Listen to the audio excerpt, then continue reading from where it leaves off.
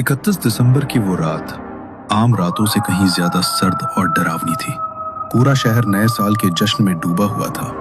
आतिशबाजियों की आवाजें दूर से आ रही थीं, लेकिन शहर के बाहरी इलाके में घना कोहरा और सन्नाटा छाया हुआ था। टैक्सी ड्राइवर रमेश ने अपनी कलाई पर बंधे घड़ी पर नजर डाली। 11:15 हो गए। बस बहुत हो गया आज का काम। अब सीधा घर जाता हूँ। बीवी बच्चे इंतजार कर रहे होंगे।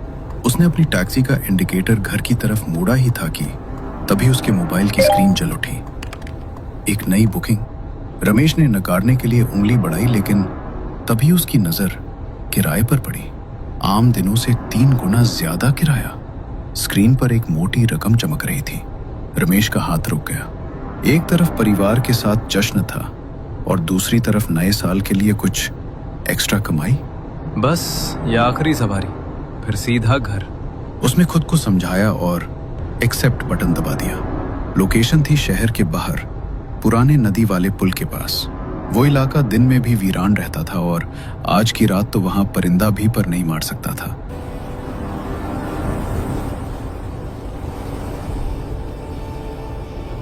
जैसे जैसे रमेश की टैक्सी उस पुराने लोहे के पुल के करीब पहुंची, कोहरा और गहरा होता गया। पुल के बीचों बीच स्ट्रीट लाइट की धुंधली रोशनी में उसे एक लड़की दिखाई दी। रमेश ने गाड़ी धीमी की। वो लड़की पुल की रेलिंग के बिल्कुल पास खड़ी थी। उसके पास एक बहुत बड़ा काले रंग का सूटकेस रखा था। इतनी रात को इस सुनसान पुल पर इतना बड़ा बैग लेकर कोई क्या कर सकता है? रमेश को अजीब सी सिहरन महसूस हुई। लड़की का चेहरा पसीने से तरबतर था और उसकी आंखों में एक ऐसा खौफ था जिसे देखकर किसी को भी लगे कि इस लड़की ने कुछ तो गलत काम किया होगा। रमेश ने मन में उठ रहे सवालों को दबा दिया। उसे तो बस अपनी सवारी पूरी करनी थी। उसने गाड़ी रोकी और शीशा नीचे किया। मैडम, टैक्सी आपने बुक की थी? रमेश ने पूछा। लड़की हड़बड़ा गई। उसने कांपते हुए हाथों से बैग की तरफ इशारा किया। रमेश बाहर निकला और डिक्की खोली। लड़की बैग उठाने की कोशिश कर रही थी, लेकिन बैग उससे 1 इंच भी नहीं हिला। ऐसा लग रहा था मानो उसमें कपड़े नहीं बल्कि लोहे के बाट भरे हों। लड़की की सांसें फूल रही थीं। रमेश आगे बढ़ा। रहने दीजिए मैडम, मैं रख देता हूँ। जैसे ही रमेश ने उस बैग के हैंडल को पकड़ा, उसे एक अजीब सा एहसास हुआ। बैग जरूरत से ज्यादा भारी था, बहुत ज्यादा भारी। रमेश ने उस भारी भरकम बैग को पूरी ताकत लगाकर उठा रहा था। मैडम, क्या है इस बैग में? पत्थर भरे हैं क्या? रमेश ने मजाक करने की कोशिश की ताकि माहौल थोड़ा हल्का हो जाए। लड़की ने कोई जवाब नहीं दिया। वो बस पत्थर की मूरत बनी उसे घूर रही थी। उसकी नजरें बैग पर ही टिकी थी। रमेश ने किसी तरह उस वजनी बैग को टैक्सी की डिक्की में धकेला और जोर से डिक्की बंद की। धड़ाम, उस आवाज से वहां का सन्नाटा टूट गया। मैडम, बैठ जाइए। इतना कहकर रमेश ड्राइविंग सीट पर आ गया।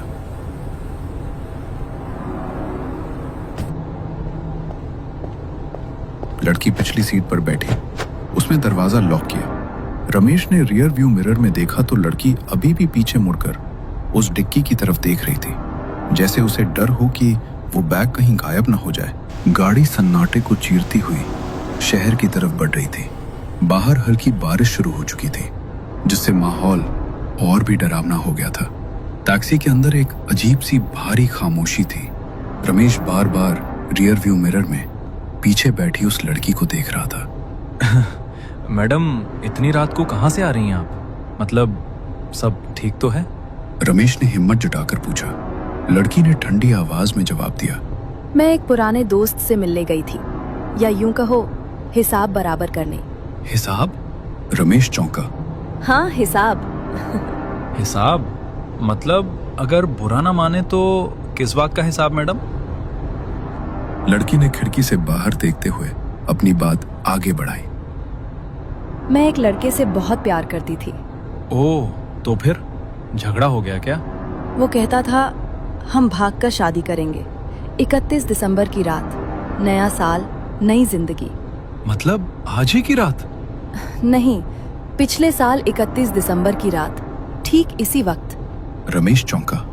उसने सोचा कि पिछले साल की बात ये औरत आज मुझे क्यों बता रही है, लेकिन उस पर ज्यादा ध्यान न देते हुए उसने पूछा, तो आगे क्या हुआ?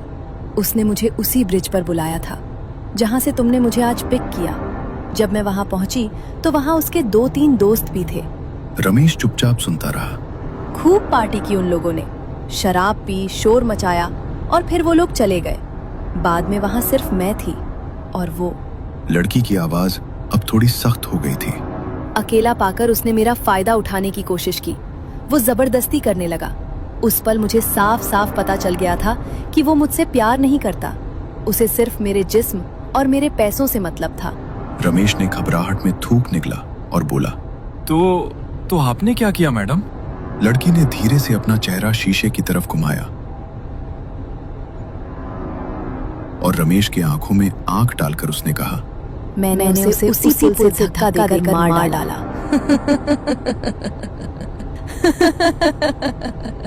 रमेश के हाथों से स्टीयरिंग छूटते छूटते बची। उसने जोर से ब्रेक पर पैर रखा लेकिन गाड़ी रोकी नहीं। क्या? मार डाला आपने? लड़की अचानक जोर से हंसी। वो हंसी किसी साधारण लड़की की नहीं लग रही थी। वो रमेश की सीट के थोड़ा करीब आई। तुम्हें क्या लगा कि मैं एक गरीब अबला नारी हूँ जो चुपचाप सब सह लेगी? रमेश का गला सूख चुका था। उसे लग रहा था कि उसने किसी डायन या पागल कातिल को गाड़ी में बैठा लिया है। लेकिन अगला वाक्य सुनकर रमेश की रूह कांप गई। और तुम क्या सोच रहे थे अभी थोड़ी देर पहले? हाँ, सुनसान रात, अकेली लड़की, मजा आ जाएगा। रमेश के माथे पर पसीना बहने लगा। नहीं मैडम, मैं ऐसा कुछ नहीं सोच रहा था, कसम से। मिरर में उस लड़की ने रमेश की आंखों में देखा और जोर जोर से हंसने लगी। क्या यार, तुम भी कितने डरपोक हो। मजाक भी नहीं समझते। उस लड़की की ये बात सुनकर रमेश के जान में जान आ गई। तभी सामने एक पुरानी इमारत का गेट दिखाई दिया।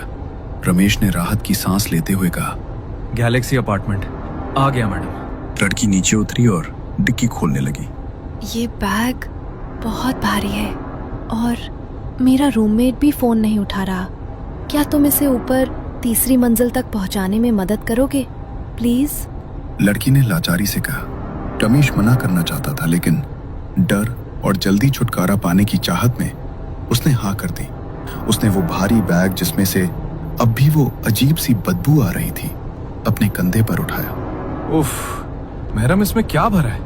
ऐसा लग रहा है कोई इंसान ले जा रहा हूँ। रमेश ने अनजाने में सच बोल दिया।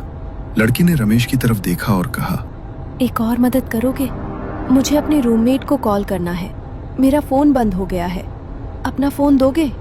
रमेश ने झिझकते हुए अपना मोबाइल उसे दे दिया।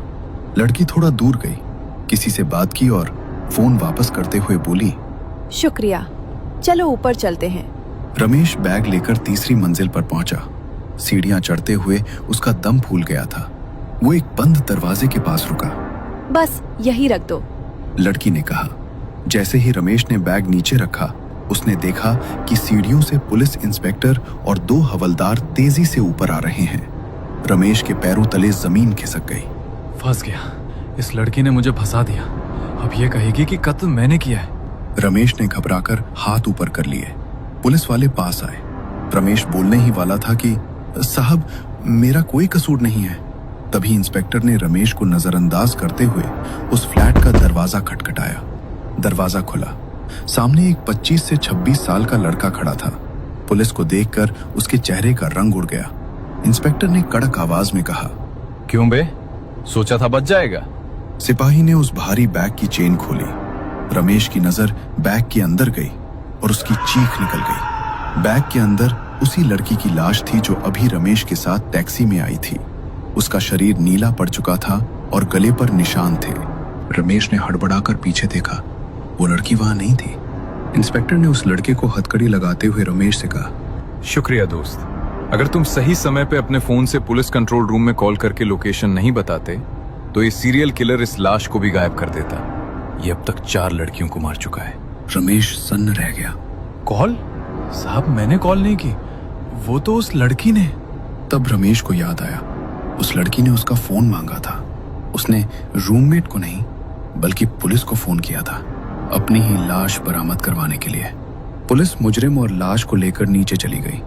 रमेश बदहवास सा वहां खड़ा रहा। कांपते पैरों से वो नीचे आया और अपनी टैक्सी में बैठा। उसका पूरा शरीर पसीने से भीगा हुआ था। उसने इंजन स्टार्ट किया और वहां से भागने ही वाला था कि तभी उसकी नजर फिर से रियर व्यू मिरर पर पड़ी।